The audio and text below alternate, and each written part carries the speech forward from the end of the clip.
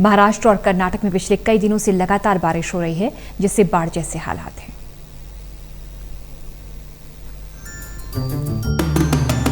एक तरफ पूरा देश कोरोना नाम की महामारी से जूझ रहा है, वहीं दूसरी ओर देश के कुछ हिस्सों पर दोहरी मार पड़ रही है।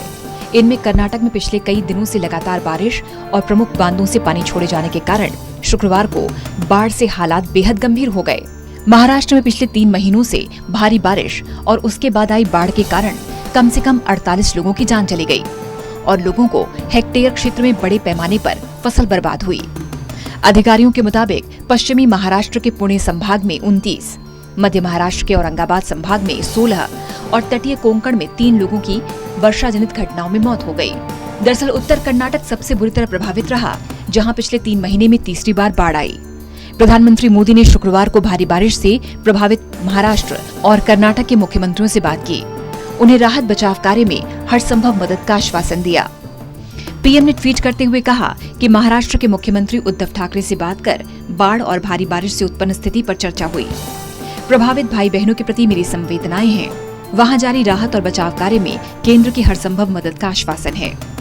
पीएम ने एक दूसरा ट्वीट कर्नाटक के लिए किया, जिसमें उन्होंने कहा कि कर्नाटक के विभिन्न हिस्सों में बारिश और बाढ़ से उत्पन्न स्थिति पर मुख्यमंत्री येदियुरप्पा से चर्चा की।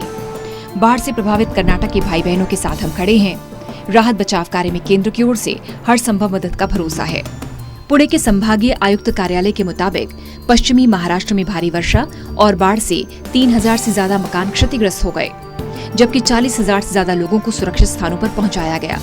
इस संबंध में एक अधिकारी ने कहा कि शोलापुर में 14, सांगली में 6, पुणे में 7 और सतारा में 2 व्यक्तियों की जान चली गई, जबकि पुणे में 1, सांगली में 3 और सोलापुर में 4 लोग लापता हैं।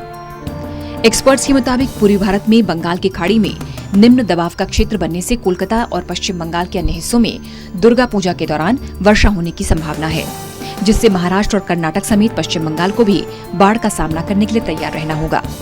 Special desk, total news.